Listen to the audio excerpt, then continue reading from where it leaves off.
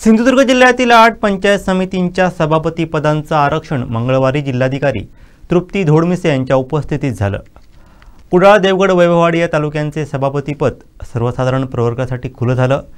सावंतवाडी सभापती पद अनुसूचित जाती महिलांसाठी, वेंगुर्ला पंचायत समिती सभापती पद नागरिकांचा मागास प्रवर्गासाठी, कणकवली पंचायत समिती सभापती पद नागरिकांच्या मागास प्रवर्ग महिलांसाठी, मालवण व दोडामार्ग सर्वसाधारण महिला प्रवर्गासाठी सभापतीपदे आरक्षित झालीत। यामुळे जिल्ह्यात 8 पंचायत समितीवर 4 महिला सभापतीपदे घोषवणार आहेत। शासन ग्रामविकास विभागाची 9 सप्टेंबर 2025 अन्वये आपल्याला पहिलं सर्व 8 पंचायत समित्यांसाठीचं आरक्षण मिळालं होतं।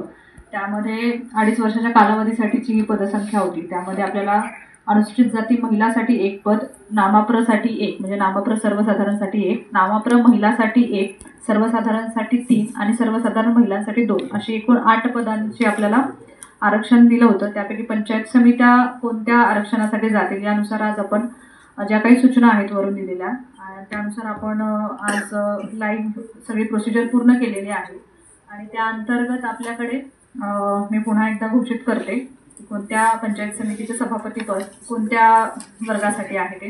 यामध्ये वैभववाडी पंचायत समिती ही सर्वसाधारणसाठी, कणकवली पंचायत समिती नाममात्र महिलासाठी, देवगड हे सर्वसाधारण पद, मालवण हे सर्वसाधारण महिला, कुडाळ सर्वसाधारण, वेंगुर्ला नाममात्र सर्वसाधारण, सावंतवाडी अनुसूचित जाती महिला, दोडामार्ग सर्वसाधारण महिला अशा पद्धतीने आपण 8ही पंचायत समित्यांच्या सभापतींचं आरक्षण निश्चित केलेलं आहे।